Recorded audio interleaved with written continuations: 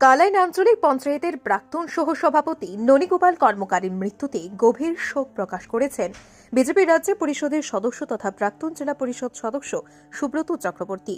শনিবার তিনি জালালপুর বাগানে প্রয়াতের বাড়িতে গিয়ে শোকাহত পরিবারের সঙ্গে দেখা করে সমবেদনা জানিয়েছেন। বেশ কিছুদিন রোগ ভোগের পর গত মঙ্গলবার শিলচর মেডিকেল কলেজ ও হাসপাতালে শেষ নিঃশ্বাস ত্যাগ করেন তিনি। মৃত্যুকালে তার বয়স হয়েছিল ৭৬ বছর। রেখে গেছেন স্ত্রী, এক মেয়ে, ৩ ছেলে সহ অসংখ্য আত্মীয় স্বজন। এদিন শোক প্রকাশ করে সুব্রত চক্রবর্তী বলেন, প্রয়াত ননীগোপাল কর্মকার শুধু একজন রাজনীতিবিদ ছিলেন না, তিনি ছিলেন কাটিগড়ার একজন শ্রমিক নেতাও।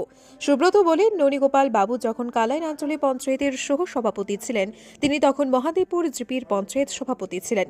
এই সূত্রে একসঙ্গে অনেক কাজ করেছেন। তিনি বলেন, ননীগোপাল সহজ সরল লোক ছিলেন।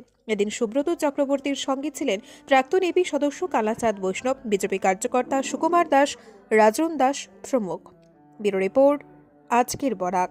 সুধীর দর্শক, খবরটি দেখার আগে আপনারা আমাদের আজকের বরাক ইউটিউব সাবস্ক্রাইব এবং ফেসবুকে ফলো করতে ভুলবেন না কিন্তু। কালাইন আঞ্চলিক পঞ্চায়েতের প্রাক্তন সহসভাপতি ননীগোপাল কর্মকারের মৃত্যুতে আমরা শোকাহত। উনি গত মঙ্গলবার দীর্ঘদিন রোগভোগের পর শিলচর মেডিকেল কলেজ হাসপাতালে শেষ নিঃশ্বাস ত্যাগ করেছেন। ওনার মৃত্যুর সংবাদ পেয়ে আজ আমরা ওনার বাড়িতে এসে শোকাহত পরিবারের সঙ্গে দেখা করেছি, সমবেদনা জানিয়েছি। আমার মনে আছে, আমি যখন প্রথম জিপি সভাপতি ছিলাম তখন উনি কুশাকুল জিপির আঞ্চলিক পঞ্চায়েত ছিলেন। তার পরবর্তীতে উনি কালাইন আঞ্চলিক সহসভাপতির দায়িত্ব পালন করেন। সেই সময় আমরা একসঙ্গে কাজ করেছি। ওনার অনেক স্মৃতি আজও আমার মনে পড়ে।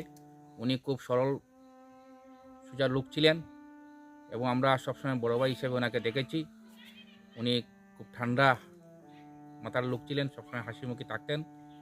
আমরা ওনার মৃত্যুতে শোকাহত এবং ওনার বেরিয়ে আত্মার শান্তি কামনা করছি।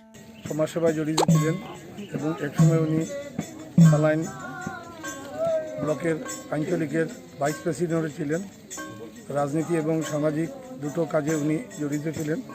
ওনার এই প্রয়াণে আমরা দুঃখিত এবং আমরা ঈশ্বরের কাছে আমরা প্রার্থনা করব যে ওনার বিদেয়ী আত্মার শান্তি হয় এবং ওনার পরিবার যাতে এই দুঃখ সময়ে ওরা কাটিয়ে উঠতে পারে।